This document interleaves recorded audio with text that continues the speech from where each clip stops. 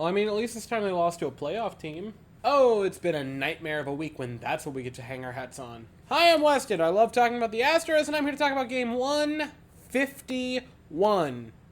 The Astros lose 8-7 to the Baltimore Orioles in the first game of the series. Okay. At least it's a playoff team you're losing to. Like, that's what we got. The offense wasn't bad. They were debatably good. 7 runs against a team like Baltimore, that's a positive. That 7 runs against what might be the 1 seed, that should win you a game. Should. Should is such the key word in that sentence. Should. But it very didn't. Got you close, but it didn't. The offense was not the issue, which, hey, at least there's a solid turn of pace. You know? The offense was scoring like 0 to 2 runs a game the past week. They stepped it up. Altuve had a couple of doubles. That was cool.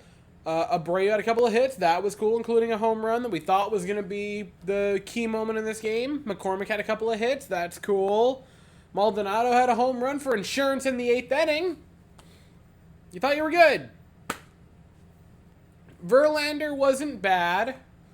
You know, 6 innings, a 3-run ball with 5 strikeouts and 1 walk. The 5 Ks to 1 walk is great. You know, the 3 runs in 6 innings is not where you'd like Verlander to be, but at the same time, Verlander is no longer the supposed ace. He is now a very nice complementary piece. In a perfect world, he would be a nice complementary piece to Framber and Javier if it was, you know, a perfect world, but it's very not. That being said, Verlander has unfortunately for himself fallen into that category of, like, good isn't good enough. He's the kid who consistently was getting A's and A pluses and then came home one semester with like a B minus, and then his parents were like, oh my god, what'd you do? That's still good. That's above average, I think. I don't know what the average is. It's probably above average. More than adequate, but you were getting A's and A pluses. Where the hell did they go? He wasn't bad. He hasn't been terrible for the Astros. He just hasn't been literally the Cy Young Award winner that Astros fans thought they would get back, despite the fact that he was kind of up and down and rocky beforehand. Montero got lit up in his inning of work, gave up a couple of runs and 4 hits, because I guess they decided to play the hits on the jukebox tonight. Neris was the best reliever in the team, shocker, shocker. 3 strikeouts in his inning of work, fantastic. And Ryan Pressly in the 9th inning coughed it up. There's no polite way to say it. I like Ryan Pressly. He blew it. You enter with a multi-run lead. You are the lockdown closer, and he didn't. And this is not the first or second or third or fourth. I don't even think it's the 5th time this season Presley's had one of those big blow-ups. I really like Brian Pressly. I'm not saying to cut him. I'm not saying to change him where he's at. But by God, this is the type of thing, and we're there. We're there. It's September 19th. We're there. We're at the gate of the playoffs. And despite the fact that you have been awful this past week, you're probably going to make it because you somehow, again, despite being terrible, picked up a game in the division. That's bonkers to me.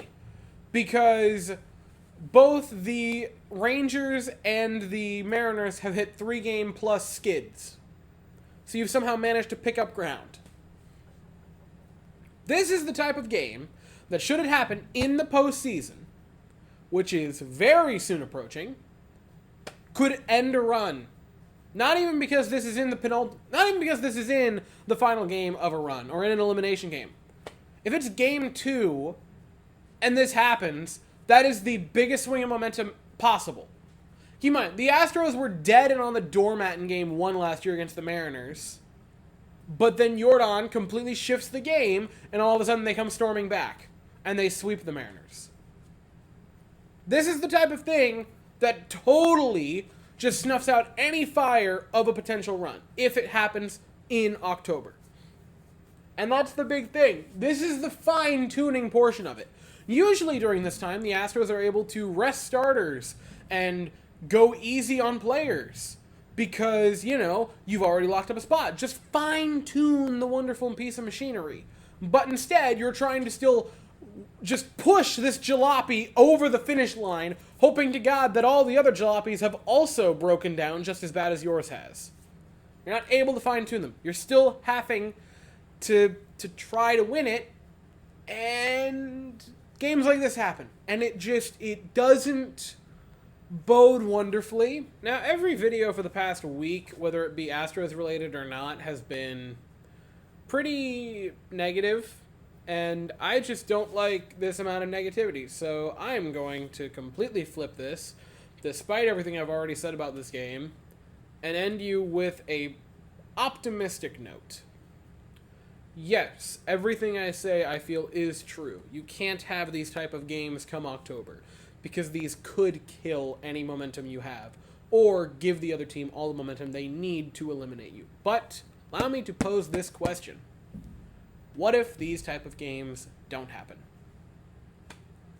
The Astros were below 500 in 2020. The first year I made videos on this channel, and they made it one win away from a pennant. Last year, Jeremy Pena was awful in the regular season. Definition of average as a hitter. And then the calendar turned to October, and all of a sudden, out of nowhere, he became prime Bonds. Verlander, a year ago, shed his demon and won a World Series game. Ryan Presley, less than 12 months ago, was collecting the final 3 outs of a World Series game to win said World Series. Yes, there have been a lot of things this season that have not boded well for this team. But, and I don't usually like saying this because it just feels like a cop-out, but there is no team in this sport that is bred for October quite like the Houston Astros are. And if there is any team, and any group of any team in the world, that could be mid and average and just infuriating in the regular season, but the second the first leaf turned orange and red and yellow and fell off a tree, suddenly went sicko mode, it's the Houston Astros. And everything I've said about the regular season to this point, I feel is justified, is warranted, and in my own opinion, is correct. But there is a reason that when you go on every website that has statistics, you have 2 columns for every season. There is the regular season, and there is the postseason. Just get to the postseason, and everyone, every player, every pitcher, every team starts at zeros. And you can completely change every narrative, every thought, every negative post written about any player can be changed. So just get to October and write a new script. The Astros can inch their way closer to that division title and the month of October tomorrow evening, 8:10 Eastern, 7:10 Central. The Astros will send Hunter Brown to the mound, and the Orioles will send Kyle Gibson to the mound. I'll be here afterwards to talk about it, but as for right now, that is all I have to say. So if you enjoyed this video, please consider to like and subscribe. Thank you all so very much for watching. I hope you all have an absolutely fantastic day, and as always, go Astros.